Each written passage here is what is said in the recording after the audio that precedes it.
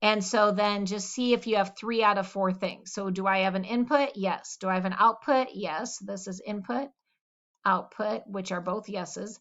And do I have my slope? Yes. So if you have 3 out of 4 things, input, output, slope, you can solve for B. So you don't even need to know that other formula. So my output is 5, my slope is 3, my input is 2, and I'm just going to do math to get B. So I get 5 equals 6 plus B. How do you get rid of adding 6? You subtract 6.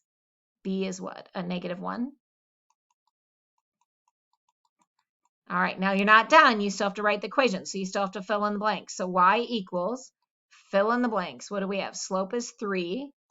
This is x.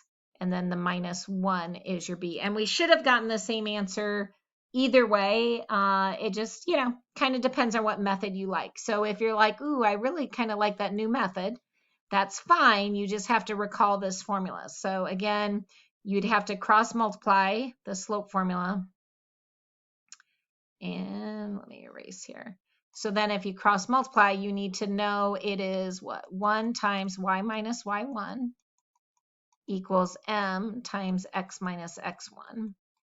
And you still have work to do. So it's kind of a catch-22, whichever one, 6 of one, half dozen of the other, which one you think is best. Because even once you sub into this, you still have to do a little algebra and bring some stuff over.